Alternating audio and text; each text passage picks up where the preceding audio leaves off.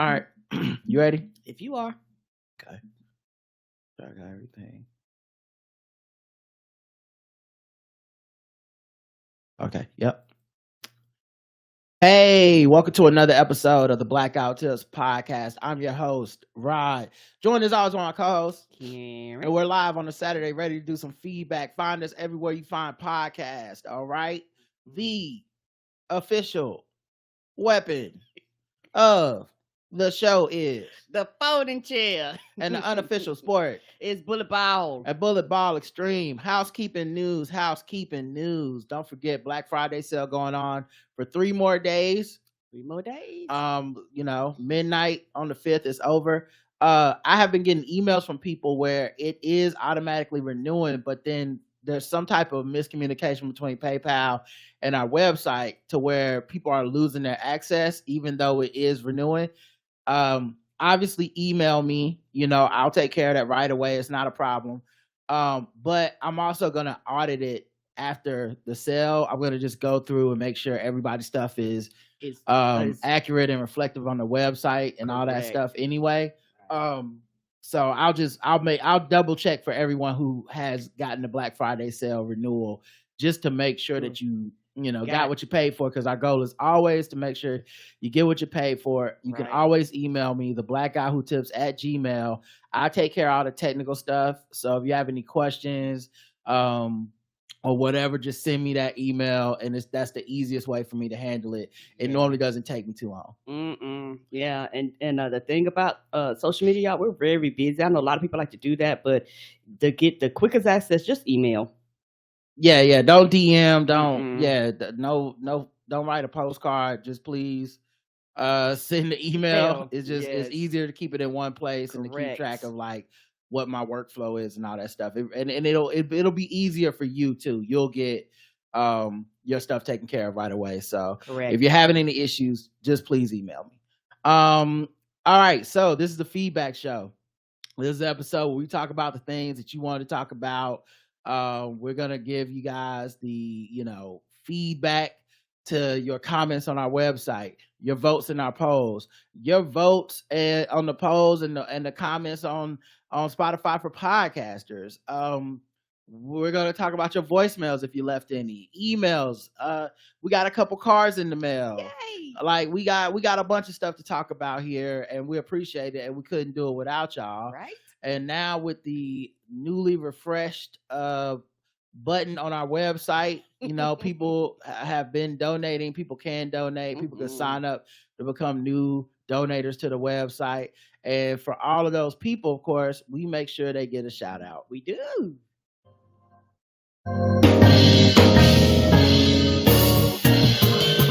May I have your attention? You are now listening to Charlotte's Own Rod and Karen. We welcome the good folks who tie to the Black Guy Who Tips. Yes, new money, new something. Adam S. Return donation. Mariano return donated. Jason F. Thank you. Tyrone M. Our girl Appia. Waist Beads by Sura. Jasmine A. Michael Irvin the Playmaker. Michael F. Allison H. Mary H. Stefan H. The H's is in the house. Ain't that old? David A. Jonathan H. Back to the H's. Corey B. Brian B. Jeff M. J. Full. Marvin B. Yes. Marvin B. Michael W. Let's see who else. Mako H. Early Days of Photography. McCole F. Asia D. And lastly, Chriselle B. That's everybody. We appreciate y'all for putting something on this. Okay, we know it's hard out here in these times. Come on.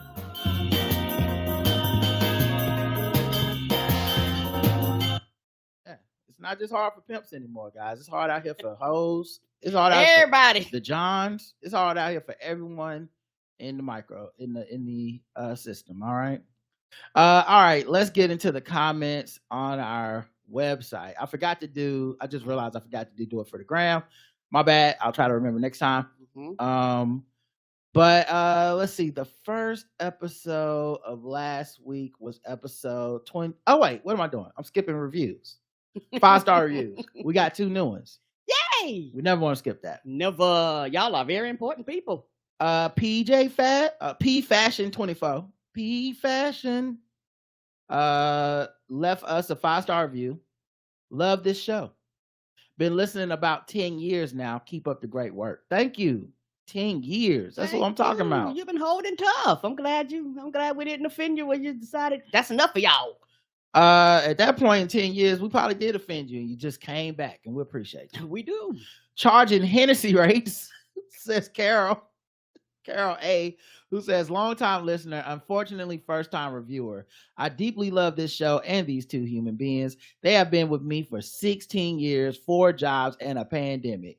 They have encouraged me to live unapologetically as myself, be the loudest laugh in the room. Thank you, Karen. And be okay leaving functions early. Thank you, Rod. I now get to judge you non-review writers, and I will see y'all behind the paywall. #TBGWT Nation. Thank you. Come on through and judge. Put that MLK fan right below your eyes and look at other people's and judge. We love to see it. I think you may have given us a couple bonus years with 16 years, but I appreciate you. Yeah, probably been following you for 16 years. You know, you've been out in the street for a hot minute. I don't know. That's a long time. Woo. Episode 2808, Marvel Fatigue. Fatigue was our listener feedback episode. We got 7 comments. Appia says, about being a self-made woman or not. Almost no one is self-made. That's my opinion. Of course, the level of support differs. I don't know if it's cool in Germany to point out how hard you had it, but I fear I play this card way too little because I often forget that I'm an immigrant in my regular life and I only on occasion meet other ones. In my old team and in my current team, I was the only person not born in Germany. Hey, I seem to have made it. It's only when Mr. Appia says something about a children program, and if I also watched it, and the answer is always no. What's funny is I have the former poor person disease. This month, I look at my pay slips and see that I will get double the regular money. First feeling is fear. What? Will I get in trouble? What's happening? Then I remember that it's November and it's in my contract and November is double money. The next feeling is guilt. I must be doing great if I can just forget this fact. I've gotten too spoiled. Next feeling is fear of failure. This can't all go away. I've gotten used to it. The next feeling is more guilt. I should do more good with my money. I started paying for school for a 17-year-old girl in Uganda this year, so this makes me calm for a minute. More fear, but what if it all goes away? I should also bury this money somewhere for bad times, but where? Trying to relax. I feel you are sensible with money and made great investments, and you still buy some stuff secondhand and don't throw money away. You are fine. Support some people in need, and it's fine. Feeling somehow okay until next time. If you suggest therapy, I've done it, and that's how I can watch my thoughts and laugh about them instead of taking them always seriously. My new potential friend asked me about my regular yoga classes, and I gave her my phone number. There was lots of he involved. This might actually get somewhere. Well, good luck, Appia. Oh, good luck. Yeah, we can all kind of get in our own mind. You talking about the pay? I be looking at that. I look at this too high. I be like, hey, I don't want the government locking me up. Y'all do something wrong. Do something wrong. I think working on game theory is a life-changing experience to me because I met a lot of people that I thought were not as good at what they do as I was, or I saw I was just as good as what they do as they were. Mm-hmm. And they've been making a living like this, and they got used to the money and the treatment and all that shit. And sometimes I could feel like I was the smartest person. Sometimes I wasn't, but sometimes I feel like the smartest person in the room. And none of those people felt like, or at least came off like they thought they didn't belong there. Right. And after that, I've not had imposter syndrome. I haven't had any of this, like, do I deserve it? Guilt. I don't have any of that because it's like Michelle Obama said when she was like, I've been in every room with all these people and they are not that smart, and that's not a diss to them. To me, it's more of a like compliment to the rest of us to be like, hey, stop fearing that shit, because right. I know it's psychological, you can't change it, but just in general, I at least for me, I haven't felt that type of like imposter syndrome or guilt or any of those feelings since then. I'm Sasha Pierce says, I just had a messed up thought. What if Appia's potential new friends listens to the show? Anyway, happy holidays, Rod and Karen. Good luck, Appia. Now, Appia replied, I, of course, already had this thought because of my brain disorder. My conclusion is unlikely. And if she did, it's not like I'm planning to murder her. So if she wouldn't find it even a bit funny, better she knows how I operate. This calm me. Thanks, therapy. Yatunde says, I just came here to drop this bar. Commiserate equal co-misery. You're welcome. Thank you, Yatunde. Sean says, Dr. Rodimus, Moral Prime Tips, Goodman, pre-PhD. You earned that title when lonely, angry, and sad, dropping logic bombs like Aristotle. He put the Aristotle, but he said the D is silent. Then in the middle of another dissertation, you reasonably rewrote Titanic for me. First, I'm a huge fan of Humans Are the Worst movies. These are movies like Planet of the Apes, Starship Troopers, and Avatar that are framed on the human perspective while also having humans be the villains. Now I have to watch Titanic again while placing it in this category. Yeah, I mean, come on. The iceberg was just chilling. It was a bad day for him, too. Minding its own business. What is that, a ship? Him, her, or them. I don't know the iceberg's pronouns. Okay. My bad. They might be they. My bad. You didn't say my bad. You didn't say no pronouns. It was me. I said him. So you didn't mess up. Okay, thank you. Always enjoy listening. Keep it going. EVE says Black Friday seems to have evolved, and that's probably for the best. No one is fighting over these marked up televisions anymore. I hear you, EVE, but I kind of miss it. Like, not me going out. I miss the stories of y'all beating the shit out of each other. Yes! And it's been like 4-5 years since we had a good old, like, somebody got stomped out at the Walmart over a $45 air fryer. That over was the number one selling doll, whatever that doll is at the time. A $45 air fryer that was $46 yesterday.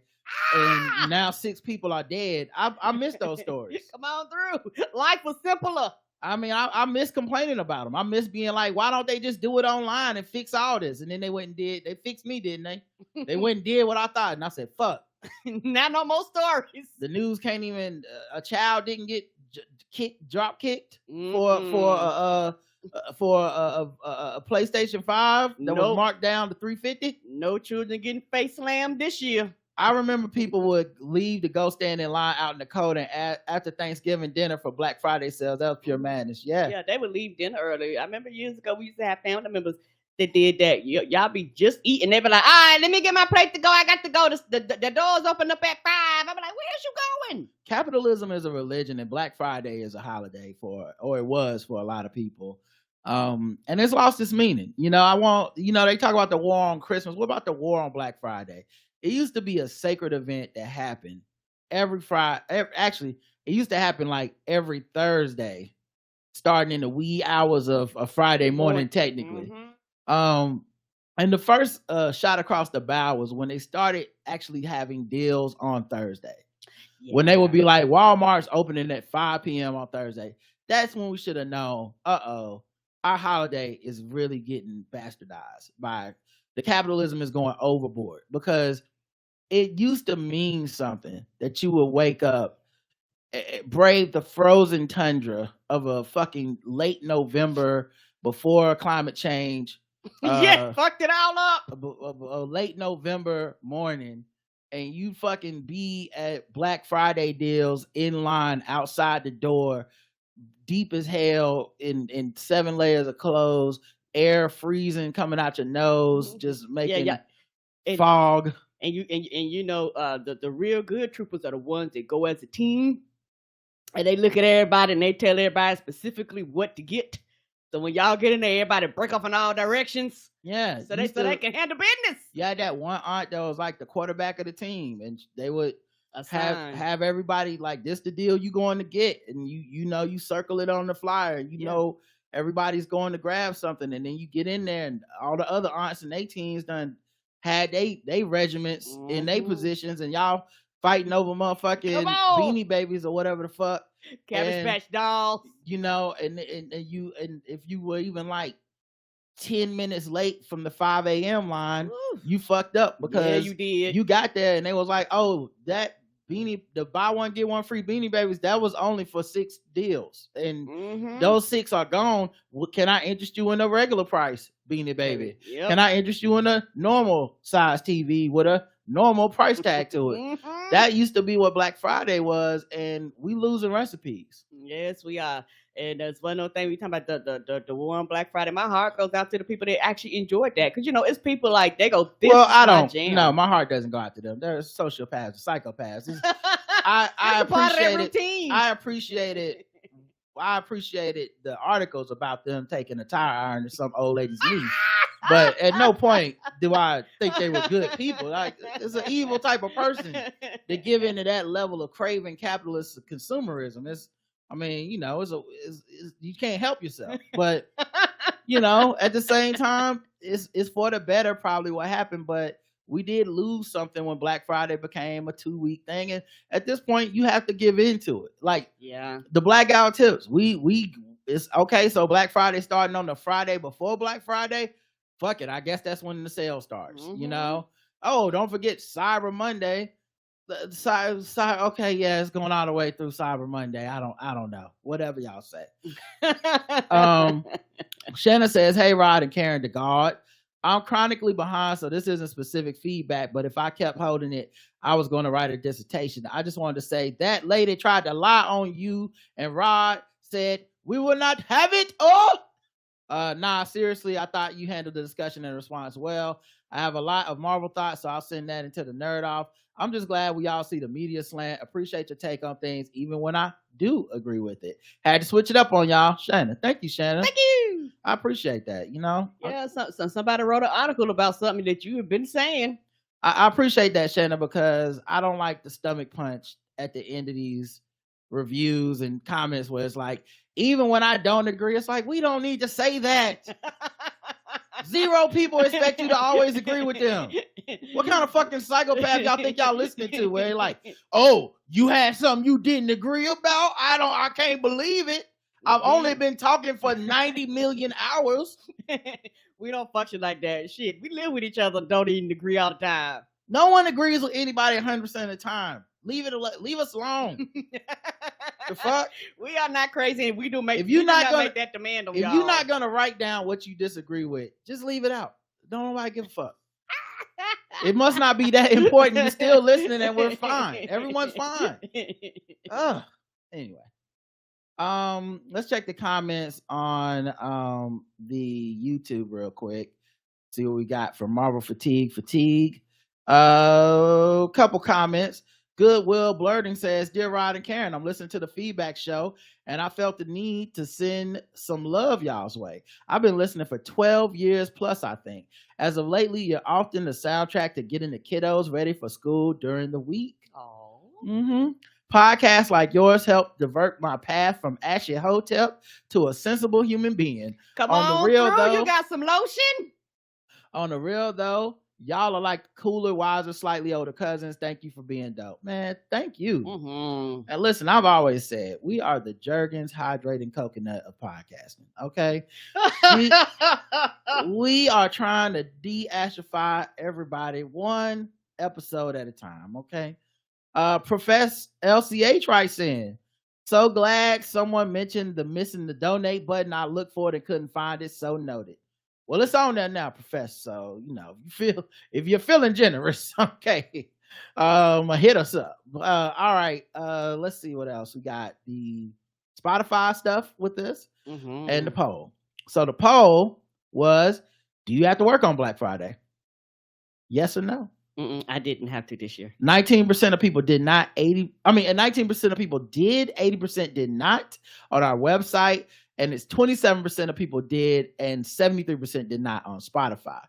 What I think is interesting about this is if you make Black Friday 2 weeks long, like it is now, we all have to work on Black Friday, apparently. Because apparently the next Tuesday is still Black Friday somehow. Yes, it is. Make it make sense. The Q&A was only 2 hours this time. We're trimming it down. Neil says, "I say talk how long y'all want to. I love hearing y'all talk, and the banter doesn't bother me. I appreciate hearing your voices. I'm extra. I'll listen to you for 3 hours. That's why I'm premium." Oh, thank you, Neil. Oh, shit. Now, thank you, baby. JB says, "So proud of you." Thank you. We're working on it, guys. Carrie says, "As a fan of the longer podcast, this isn't the flex y'all think it is. Just kidding. I'll treat my longer podcasts as the gifts as they come." Thank you, because as somebody who I'm not in the office anymore, but when I was in the office, I used to look forward to, particularly with Hot Five Starter, when they podcast be like 4 hours. I be like, yes, nigga, y'all will give me the lunch. Let's go. Same. It's Trey says we love you, Rod and Karen. We'll even listen if it's kitten purring in the mic. Karen's occasional screams and Rod just staring at them like, what the fuck is going on here? Well, we kind of had that before we did the Meow Meow episode. Meow, meow, meow, meow. Jay Adamo says, well, hey, this is Jada. My mom came in to ask me about something I was cooking for Thanksgiving dinner during my voicemail. LOL. Like I said, I do like being able to go home and still can work remotely. Yeah, she left that voicemail. I remember that. We was like, I thought you said you was alone. Yeah, somebody in the room. Sojo says, just wanted to send y'all some love from ATL, hashtag Team Rod and Karen for life. Shout out to Sojo. Mm-hmm. Been a minute. Yes. Langston says, hope y'all had a good Thanksgiving. We did. We did. Raphael says, time to attend another sports event and report back. Ha ha ha. I know why I didn't get to 3 hours. Rod forgot a segment. Well, we didn't do doing it for the gram, so maybe that was it. Yeah. So maybe that's what I forgot. But it wasn't I forgot the segment as much as I forgot to doing it for the gram. It's hard to remember. I don't be on Instagram that much. You need to put an update in the calendar, like a reminder or something. Sid says, I don't think I have Marvel fatigue. I have TV movie fatigue after watching 2 years of backlog during the shutdown. I get the itch to see a movie in the theaters, but then the options thumbs down. Yeah, it's interesting too with that, because I think if it's like a cultural event, you may have a chance to do it, like Barbie and Oppenheimer. They'll keep them in the theater a little longer. I think, $1 billion movies are just fucking hard to get these days, and now everyone's just worried about Marvel, and it's such a weird thing, because it's like Marvel movies have to make a profit, and then when the other movies don't make a profit, it's like that's fine. It's like, last time I checked, Disney got more money than God too. So if we're just saying things are fine because the companies can handle a bad return, right, then I guess shouldn't we be saying Disney is fine? No, we don't. It's our cultural obsession with it. It's a cultural tentpole, and we obsess about capitalistic shit like that. Amani says, oh man, how will I make it through my workday with only 2 hours? Just kidding. Y'all give us so much wonderful content every week. I dare not complain. I wasn't worried about y'all complaining. I just thought this was a funny thing to say. Right. Because 2 hours is still a long show. So I thought, compared to a lot of podcasts, we went from 3 to 2. Ha ha. Alicia says, you do love your fans. Thank you for finding the song. I follow Infrared Crypto on Spotify. I'm adding the song to every playlist I have. Y'all the best. Glad you enjoyed it. Coach Malik Bailey says, great convo about Marvel fatigue. It's crazy because my first reaction to hearing about a current movie that's in theaters is to check out when it will be out on streaming. And I think you're not alone. Yeah, a lot of people do that. And depend on if they're going to go to the movies. And sometimes, particularly if it's this thing now where if a movie comes to the theater and it doesn't hit like gangbusters, which a lot of movies don't, or it doesn't make more money and be profitable, sometimes I might be wrong, but sometimes I think they might literally pull it out early and just be like, well, fuck it, just send it to streaming, like quicker than normal. I don't know if I don't know. Maybe they do, maybe that's they just don't. my hypothesis. I might be wrong. I haven't heard that one before, but it could be true. I don't know. But the thing I will say is this.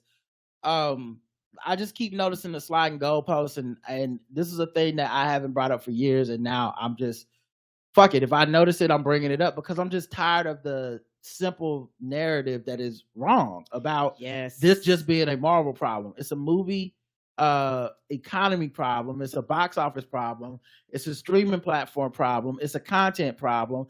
And if we're going to talk about it, well, hey, I'm here now. I want to talk about it. Now that y'all have had your simple takes, let me go ahead and throw in mine.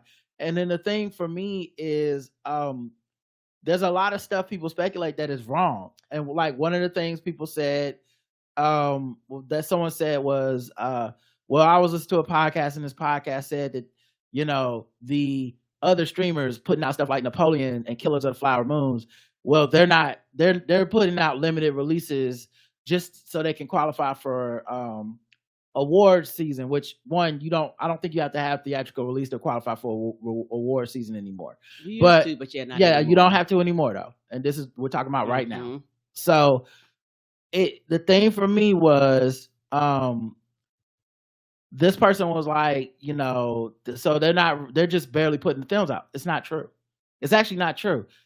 The Killers of the Flower Moon and Napoleon were on basically just as many screens as a Marvel movie. Mm-hmm. So those returns are just the returns of you did not sell as many tickets. That's it.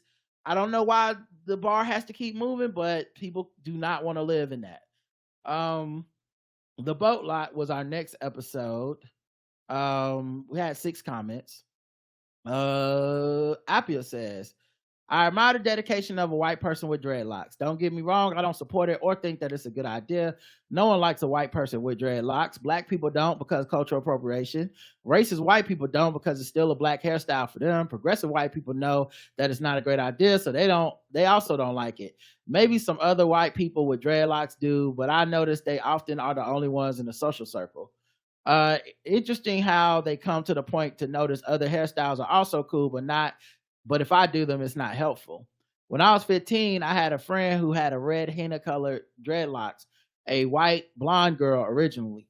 It was so much maintenance for her. Her blonde wavy hair refused the structure, and she spent hours of rubbing soap and patchouli oil on it to improve the situation. Yes, because the hair, it's the structure of your hair. White people's hair or people with a certain structure of hair, your hair produces oil.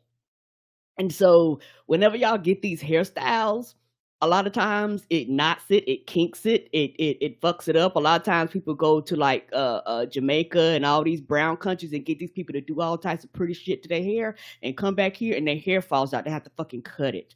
A lot of those designs are designed for our hair because our hair does not require oil. Yeah, our hair does not produce oil. So our hair can hold it better. It's more structurally designed for it. Depends on your texture of hair. If you got this really, really, really straight hair, it's just not designed for it. And on top of that, you know, when obviously talking about racism, yes, for a lot of white people, they think it's dirty and it's nasty. It's dirty and nasty on y'all hair. That's why y'all think it's dirty and nasty on our hair, and it's not true. Yeah, their hair does not create oil, so or no, their hair does create oil, which makes it get nastier and smellier and stuff. Yes. Also, patchouli oil don't smell good to me. I used to I was in high school with this kid that like introduced patchouli oil to me. He had like some type of perfume or scent thing where you like you tap it, put it on your neck or cologne, and it just smelled like dead mushrooms to me. I don't get it. I don't think I've ever smelled it before. At least I remember it. I thought she was cool. My parents would have never let me have this hairstyle. Good in hindsight. She got tons of shit from teachers, kids, and other adults for it, but she persisted. On another note, a few years ago, I tried to find out what happened to her because she was never on social media and so on. Well, she has serious mental illness, schizophrenia, like she is institutionalized.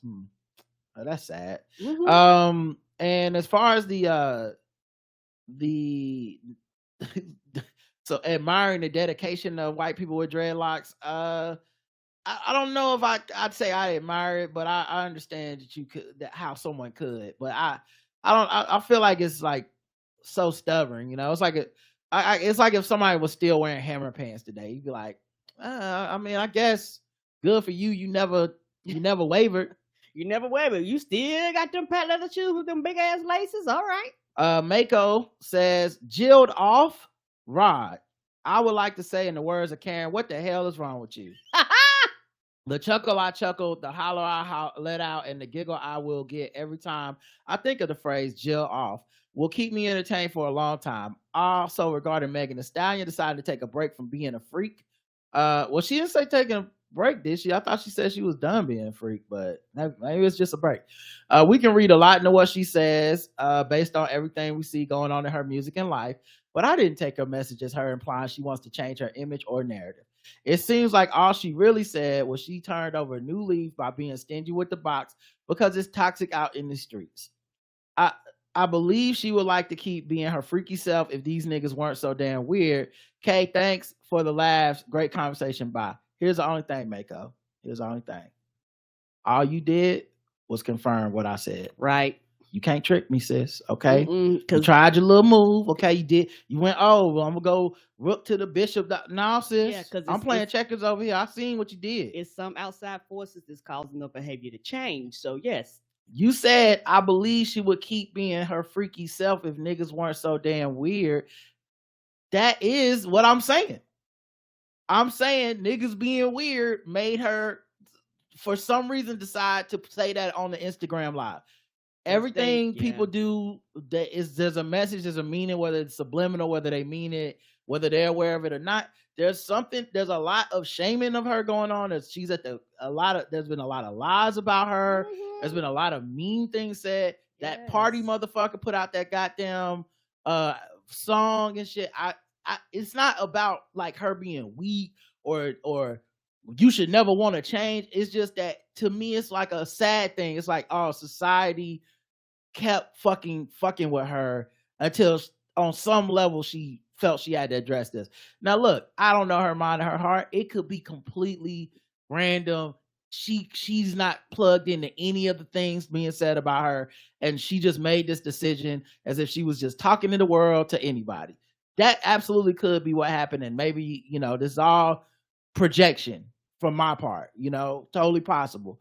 But I don't know, looking at her past and how she's had like rabbit ears and responded to things said about her. Social media. The op-ed piece she wrote for the New York Times, her new album, which I don't even know if people been listening to, but it delves into some much deeper shit than just, the pussy popping shit. Mm-hmm. And she's also getting older and stuff. And this industry is not truly an industry that will ever be fair to women.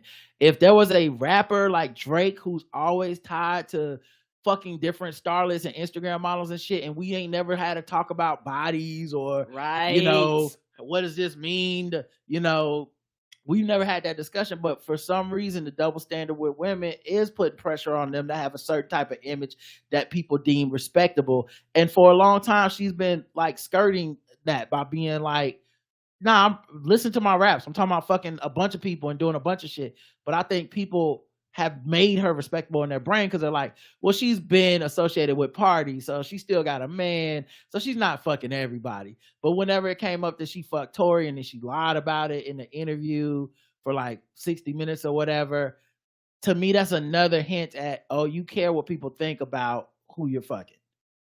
It's just facts to me. Maybe I'm wrong, but it will be hard for me to believe anybody could exist in the whirlwind she lives in and not be affected at all by the extreme level of misogyny, misogynoir that she experiences on a day-to-day basis. It's just a shame to me, not on some like she let us down. It's a shame that motherfuckers couldn't just be like, party, you're whack for that. Right. Troy, you're whack for that. I think that's that dude's name. Whatever that dude named that shot her. What's his name? Tory, you're whack for that. You know what I'm saying? Instead, we have to have a debate about it like it's two sides. And it's crazy. Not. Kristen says about the Matt Rife situation. As a millennial with 2 teen daughters, the discourse around him is more than just he's handsome and that makes him funny. My wife and I have been talking about him and the way that the simp economy, he gained traction solely on crowd work where he seemed like a feminist. That is the biggest reason he got the Netflix special. He went from being fully propped up by a decidedly female audience online to doing the opening joke about DV and saying he's here for the boys, leading to all the women who liked him to feel betrayed. And now he's got attention and success from women viewers and is holding up his carefree and holding up with a toxic man. Here's the thing about that, because I hear you, but I wouldn't say his crowd work was feminist. Like I've seen some of it. I've asked, when I saw this comment a few days ago, I actually reached out to JL Covan, who's like comedy anthropologist at this point, and has done the deep dive on Matt Rife that I haven't done. I reached out to Andy Klein, who's also, another one of these people that just knows like something about everything, right? Yeah. And so I asked them both. I said, "So was Matt Rife doing feminist stand-up, feminist crowd work, and that's how he got on, and that's why this betrayal is even bigger?" And what they both kind of said was like, it wasn't feminist. Like he was talking about the same shit dudes talk about, fucking women and all that stuff. But his crowd work wasn't mean, and it wasn't belittling the women, and it wasn't making the jokes he made in that stand-up. He wasn't doing crowd work like, yeah, that's why you got a black eye because you can't cook. Like, it's so I hear what you're saying, Kristen, in that it's a betrayal of his women audience, and I completely agree. Right. But I think him being attractive is why he got the feminist cred that he never earned. He not doing feminism up there. You know, it's and I think it's important to make that distinction, because I think this is what happens when we put our values into attractive people like this, to be like, well, they must represent everything we love. No, they really don't. A lot of times there's not a secret. They're not hiding it. But the other thing I will say too, that's why I pointed out that James Dean corollary, where that porn star, there was a woman who thought he was attractive. She wrote this nice write-up about him, about how he just understands women and understands sex, and it's different. And it's like, ma'am, you have a hard clit. Right. That does not make this guy a good guy because you are consuming his material. I think that's a very modern mindset that we should break ourselves of, because I think it leads to people excusing stuff, which is, well, I like this person, so they must be a good person. Or I like what they do, so they must be a good person. Where a lot of times I think you can like what somebody do, but you have to understand you don't really know them. Right. And so Matt Rife just gave us a, oh, we don't really know you moment of where it's like, oh, we thought you were a type of dude because what you were putting out wasn't this. And then you hop 2 feet down as soon as you got your special. And I saw he was on Jordan Peterson's podcast talking about cancel culture.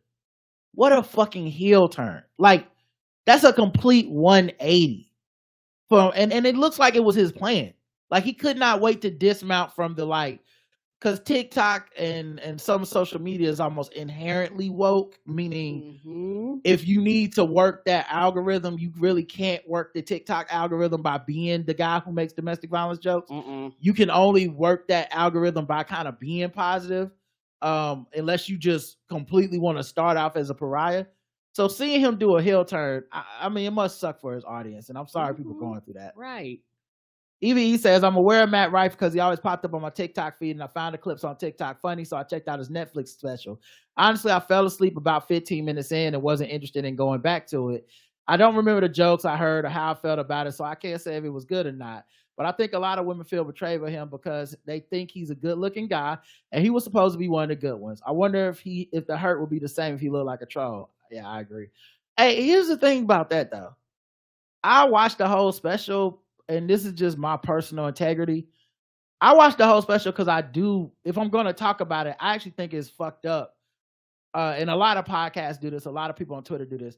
I actually think it's fucked up when people do the, like, I couldn't even watch a second of it, and it's just fucking, it's like, it's not a goddamn slave movie. Like, it's not a documentary about, child abuse. It's a stand-up. If you're gonna, it's, and I get it. If you don't like it, you don't like it. But then I'm like, opt out of the discussion about the criticism of it. I'm not saying EVE did this, but I'm saying it's a general thing. Yeah, when people get on platforms and talk they about like it, then you need to consume what you're talking about, so you have like a perspective. You be like, I hate the shit. I watched the whole thing and I still hate the shit. They act like it's the Olympics. Like, you get extra points for dismounting fastest. Like, oh, my Olympic speed was 3 seconds. Honestly, I saw the title of the album and I said, hell no. I'm like, okay, so then leave me alone, because I actually do know what I'm talking about and you don't. Like, you just want to be in the conversation because it's trending. I'm saying I did the research. Right. I watched the hour of this shit that I did not like, but I powered through to see, like, well, maybe it could pick up, because sometimes that happens. It does. And especially with the Twitter pile on shit. Oh my God. There's too many times where you watch something and you're like, oh, the people on Twitter are just getting off on each other. Right. And then you go watch it, you be like, that shit is funny. What the fuck were y'all talking about? Right. So I can't trust, it's not like I can trust, the general consensus opinion anymore, because people are really just making their content off of the stuff now. Correct. So I have to find out for myself. And that's not saying Evie did that. You just reminded me of that point, Evie. Right. Which is, oh, I couldn't even take 3 seconds. I'm like, well, then shut the fuck up. Right. I'm talking about the jokes he did at the 40-minute mark that I found even worse. And you're like, oh, you watched it? I couldn't even. Okay, well, fine. It's a lot of shit to watch. EVE says, I kind of took Megan Thee Stallion saying she wasn't a freak anymore as sarcasm. See, we all reading into it whatever we need it to be for our minds.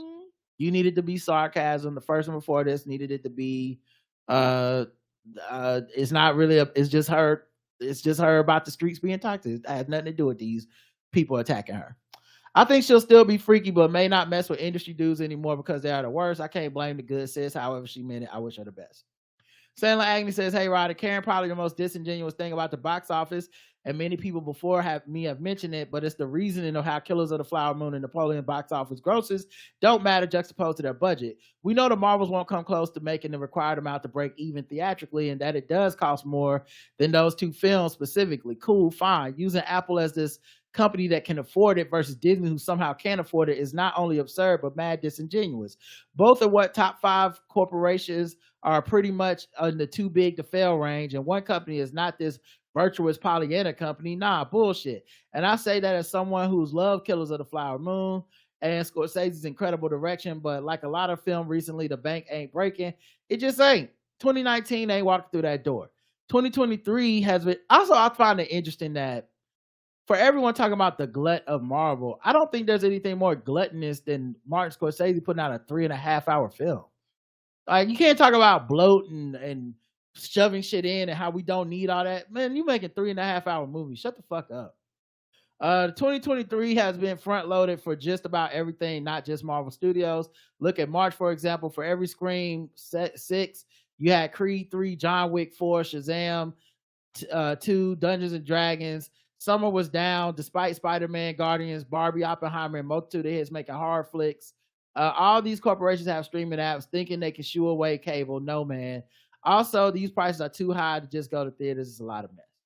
Yep, and the biggest factor is streaming has changed everything, and everybody wanted to get into the streaming service. If, like Roger said, if you want to temporarily, because it wouldn't be a fix to correct this, some of these people need to get out this fucking streaming service. Like, they just need to completely get out of it, but they're not. And so since they're not going to do it, this is the end result.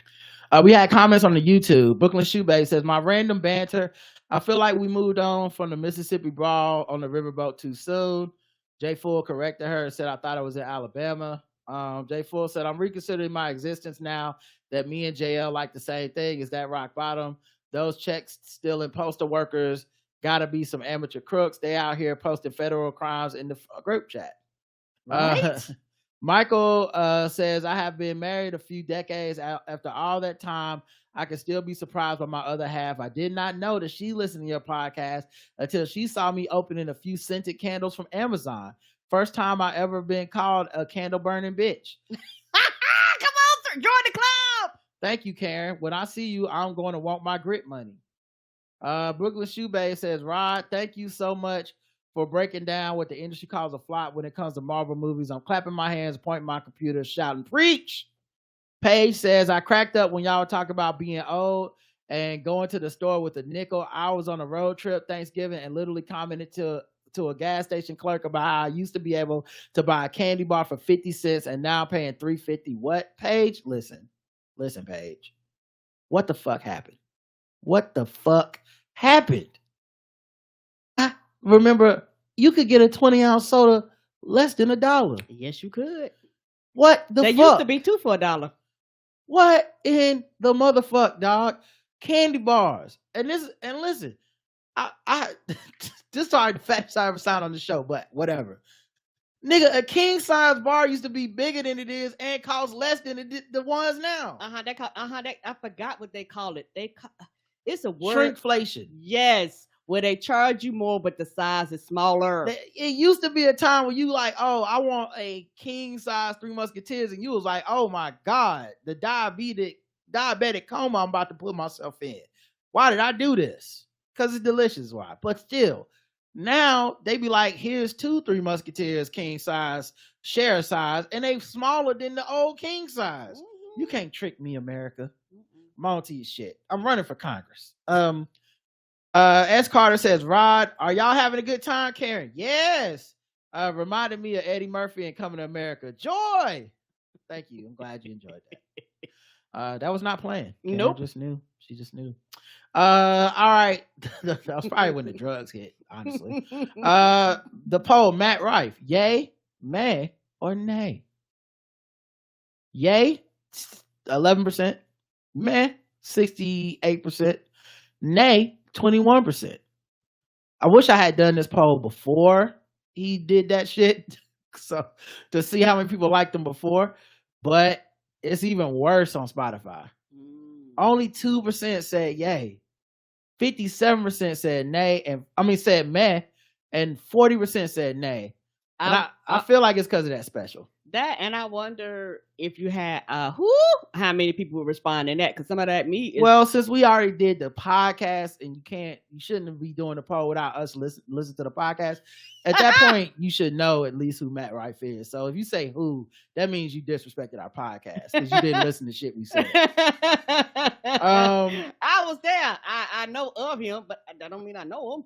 Right, but at that point, the poll isn't. Now that you know of him, okay, I'm with you.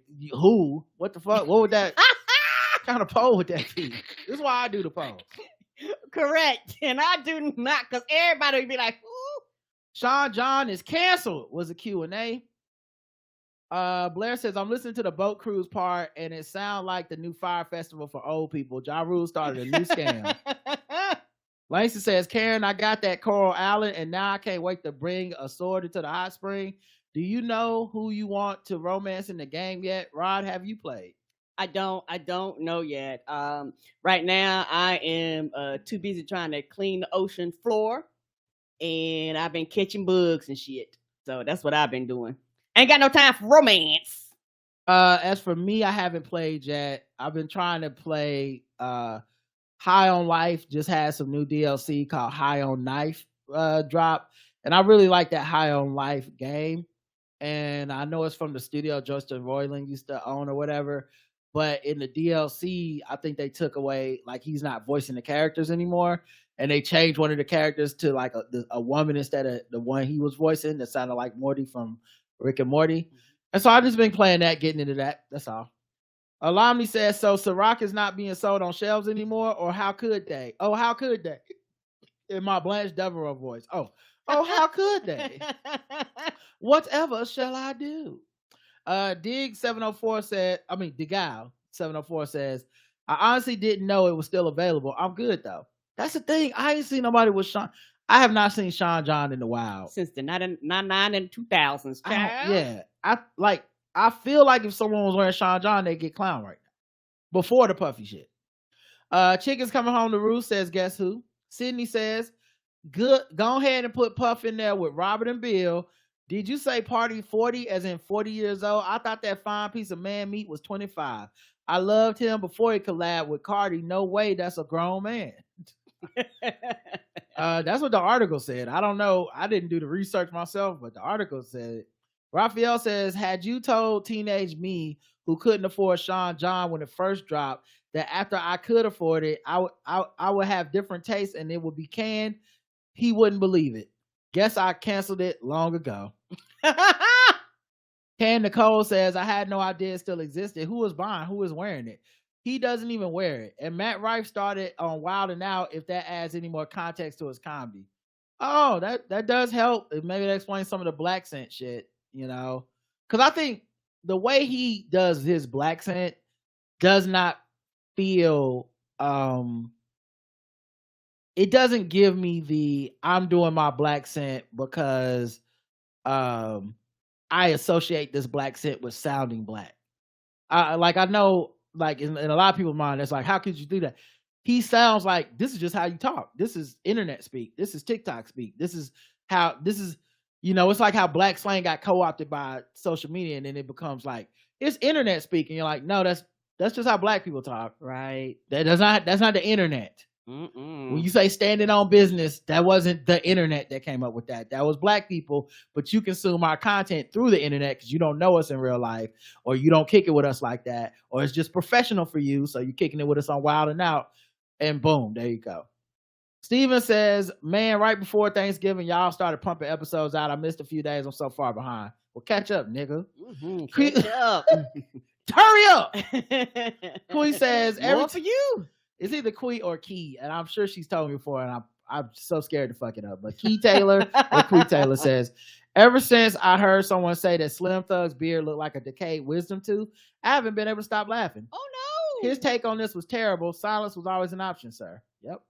And Tiffany says Sean John is right up there with Carl Kanai and Hood Looney Tunes oversized t-shirts. Come on, Carl Kanai. Throw- I've heard that forever. Throw FUBU in there.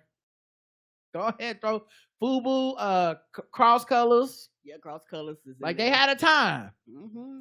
She said, throw it in the clearance bin at Marshall's. It's been played. Yeah. It would be funny. You go to next time you go to Marshall's or Ross or something, it's just full of Sean John. You're like, oh, I bet you it is. y'all finally got canceled, huh? They canceled out, not the clearance rack, the cancel rack.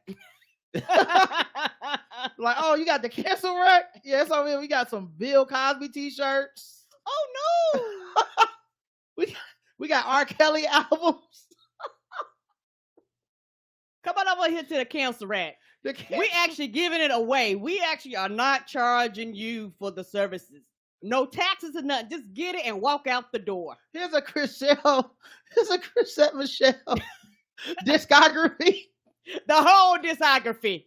Buy one, have them all. We don't give a fuck.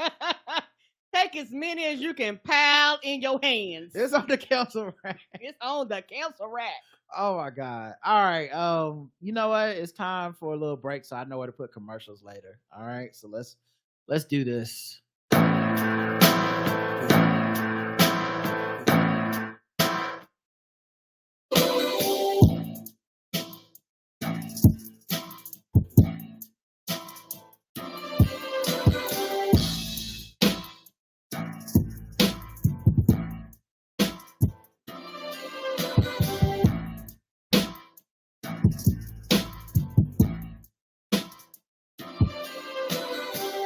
All right. Episode 2810, 616 day. We have 4 comments. Ramsey D. Jenkins says, y'all banters is the chef smooches. The way I scream when you mentioned Tay Tay being sung to by Usher Raymond, 5 stars. Thank you. It's the chaos we need, honestly. Mm-hmm. Pamela Mate says, hello, Rod and Karen. I know you talked about it all week, but the Bears are repeating. The box office is not like it used to be, and I don't see it coming back. We went to see the Marvels again tonight because it was fun, and we're looking at the Google Calendar because exactly how often were we going to the movies before? I counted 13 times in 2019, twice in January and February 2020 before the pandemic hit, once in 2021 after vaccination, twice in 2022, and rounding out 2023 7 times. I've got Disney Plus, Netflix, and all the library copies I need, so I'm good. Also, I love the idea of 616 Day because that's my birthday. Well, I mean, that's honestly the reason I came up with it, Pamela. Come on, you think I don't know? You know, they call it Juneteenth. I call it Pamela Tink over here. Would love to spend the day reliving Marvel greatness, and there's nothing stopping me. Spread it around the interwebs. Make sure you get the proper credit. Enjoy your week, Pamela. Thank you, Pamela. Thank you. And yes, I think that's the thing. Even my people that are like movie going people, I'm talking Chris Lambert, JL Covan. They have not been going this much. Brandon Collins, and they lived in the movie theaters. They don't just live it like some like Brandon Collins, and they make their part of making their living is watching movies. Correct. You know, Chris Lambert, a letterbox dump. He loves that. Mm-hmm. And even they are going less than they used to. Mm-hmm. There's a lot of I stream this. It just sneaks in. You know, I stream this.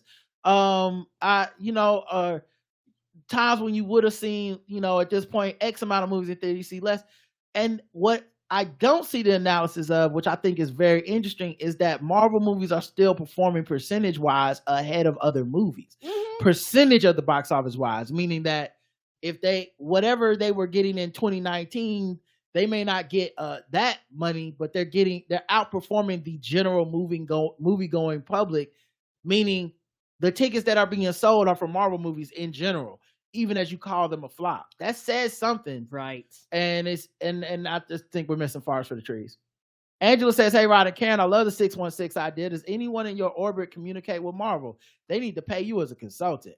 Listen, I called it. I was on Chadwick first, and that's facts and documented. You had announced that after we seen him in 42. Yeah, so I mean, they could, Kevin Feige might listen. I don't know.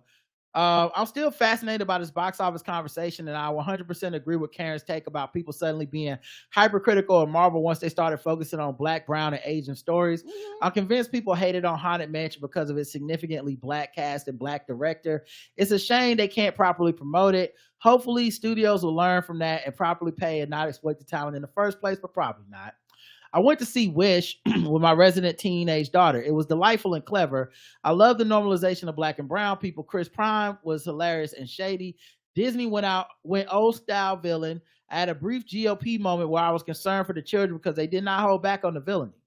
The theater was more packed than I have seen since Barbie and Spider-Verse. People of all ages were laughing at the jokes and crying at the touching parts. Even my daughter shed some tears.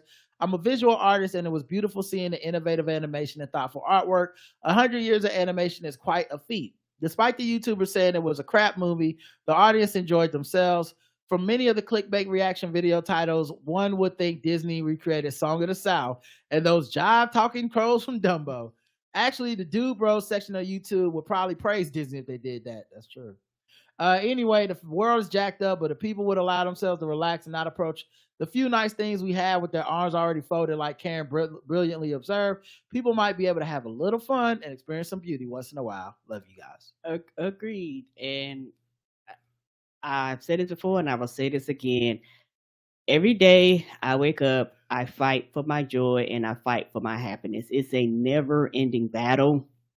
And people don't want to hear that, but it is like, when I wake up, I'm like, hey, I'm going to consume myself around things. I'm going to do things that make me happy. You can't do it all the time, understandable.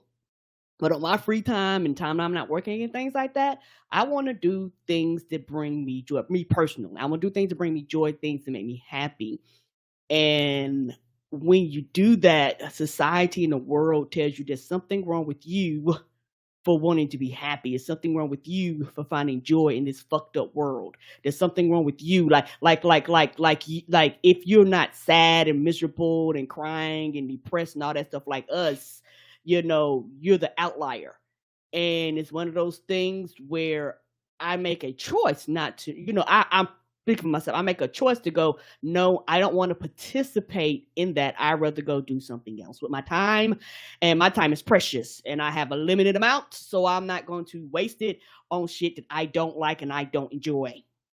Yeah. And it feels like people are going in with their arms folded. And honestly, like, it should be an insult to people like JL Covan that so many people are basically doing lesser versions of the JL Covan. Like, I don't like things anymore. Come on, JL is the king of that. He used to be the original, before Righteous Prick. Like when Righteous Prick originated, and it was, I'm gonna say the negative opinion about something that everybody likes. Now everybody says the negative thing about something. Down here being jail, and it's turning into being like this weird, like, reality warping thing of no one likes anything. And I'm like, that doesn't make fucking sense. No, it does not. Because for some reason, like, it used to be a counterculture point to be like, I think X thing is doing too much. It's not anymore.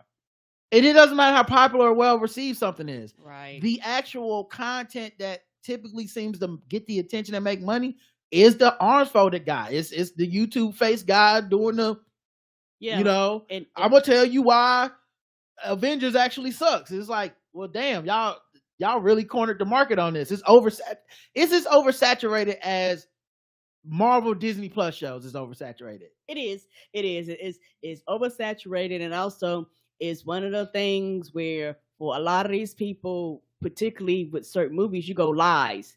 Number box office wise, like we could really go and get into it, like lies, because when you go and see these ratings for some of these movies, overall people enjoyed the movies. Yeah, but that's what everybody's doing now. That's where the money is. EVE says Disney needs to hire Rod to say the MCU because you have some great ideas. They don't need saving, but thank you.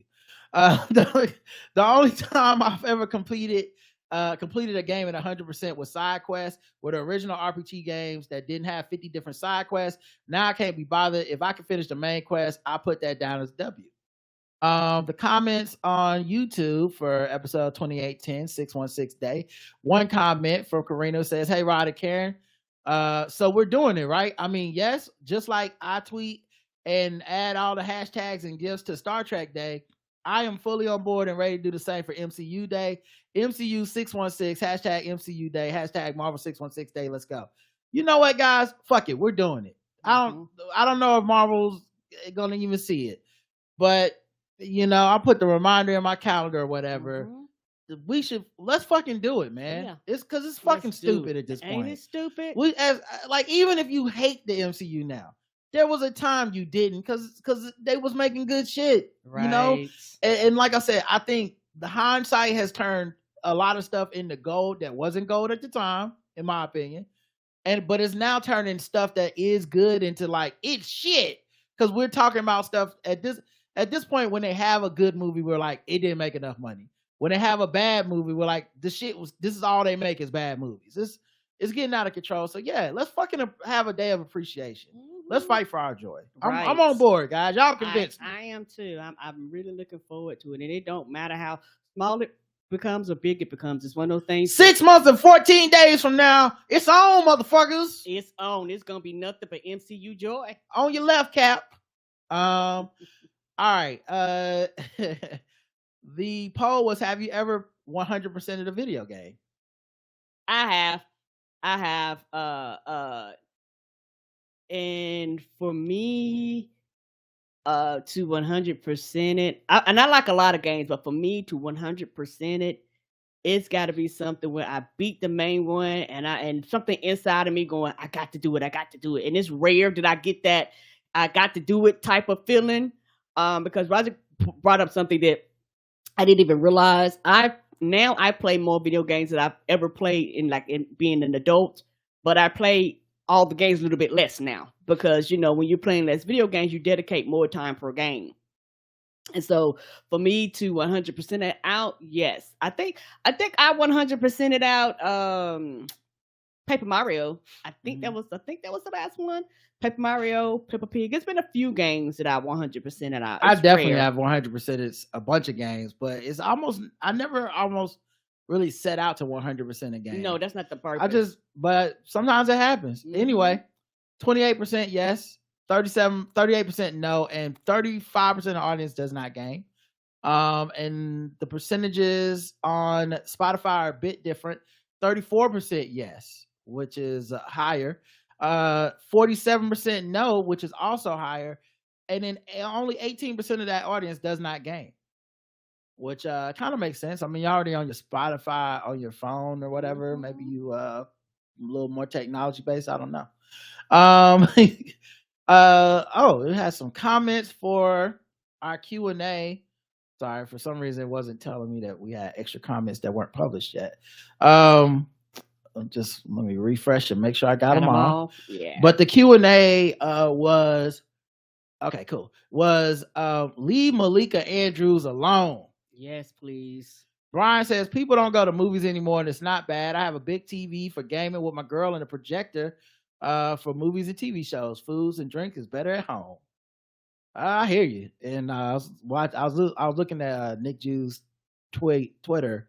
She went to the movie and she was like, I did not realize how bad the concession wait time is now. Yes, it is ridiculous because it's been times when me and Roger were like, we'll just go in. We are concession stand people, you know, soda, popcorn, whatever. But now we go, nah, I'm good. Yeah, because that line be long as hell, even with the AMC stubs. They understaffed. Because a lot of times it is understaffed and they're almost never ready for bigger movies because who knows when something's going to be a big movie. Right. Like, I think, you know, they're normally surprised when there's a long line. But also, they have diversified what they sell to where they used to have, like, you know, decent popcorn, decent, you know, drink options. Mm-hmm. And then they, you know, maybe you have nachos, pretzel, something like that. Now they have like 37 things and they're not good at any of them. And then I got chicken fingers along with a hamburger, along with a corn dog, and that shit takes time. Yeah, that's all I was gonna say. It's like they're a jack of none trades. Like they're like, we do everything, but everything is bad now. And now even the things we could do decent are bad now. The popcorn's worse than it used to be, and the wait is longer. So it's like, who's served by any of this? You know, I'd say just sneak in some shit.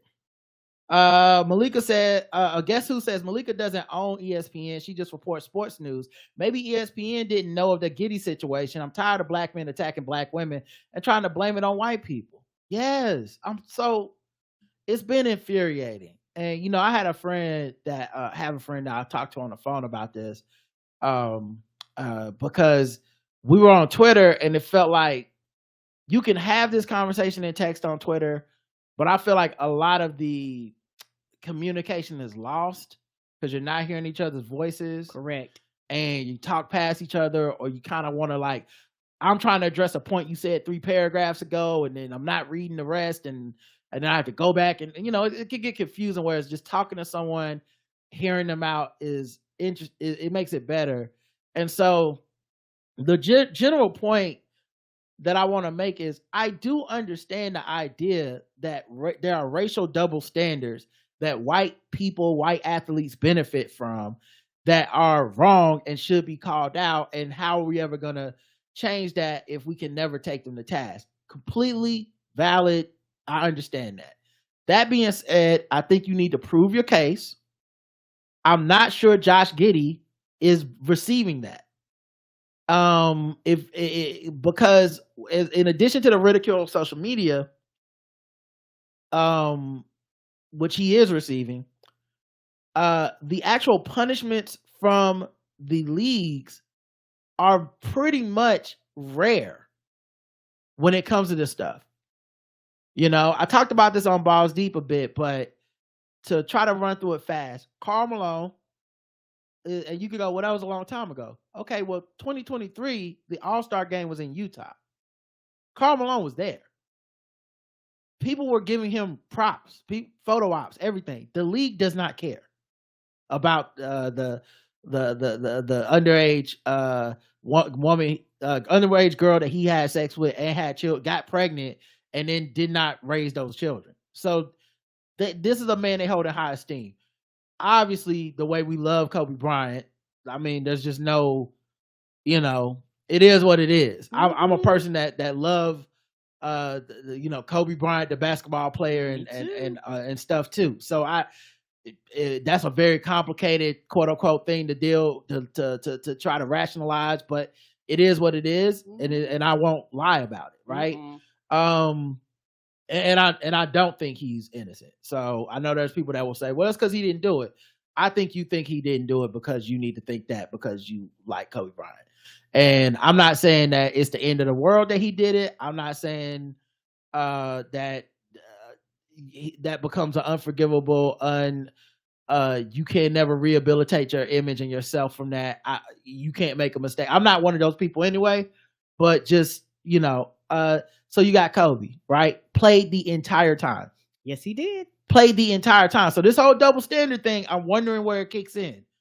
Because while the media did talk about it, it wasn't like the league was like, you're too hot right now. We have to get you off the court. They were basically like, he can play through the trial. And he was on trial playing. Yes, he did. So Dwight Howard, one that most people don't remember, but he had at the time. And he had an extremely similar situation to Josh Giddey. Video evidence of him in a hotel room with underage girls who were making jokes about him flying them out and shit. Mostly jokes. People laughed about it. People made jokes about him being a pedophile, ha ha ha, that kind of stuff. No trial, no allegations, no investigation by the league. No one called for it. No one cared to this day. They care more about him possibly being on the down low than they care about even this latest scandal with him where he's accused of sexual assault. That's not the real big issue. It's the being on the down low for a lot of people. Right. So you got that with Dwight Howard. Miles Bridges playing for the Hornets right the fuck now. Never officially, he was officially suspended when he re-signed his deal a year after being basically pushed away from the team. He was not officially suspended right away.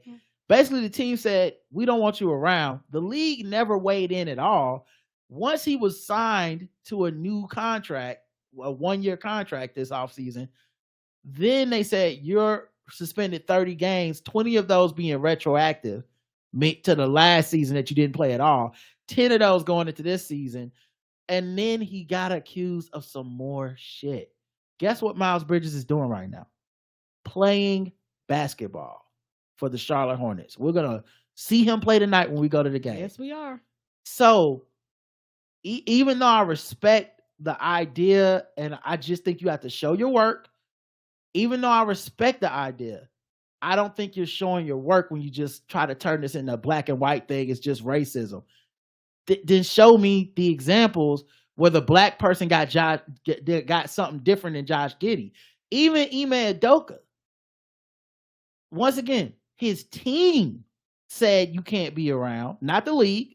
I don't think the league ever weighed in on that. They did not. The team said you can't be around. He's now coaching the Houston Rockets, one of the surprise teams of the NBA. Would not be shocked if he's on the short list of Coach of the Year people. Yeah. Like, I think what is happening is that when you only look at it through a racial lens, you miss the bigger picture, which is that sports in general, and especially the NBA, err on the side of business, essentially.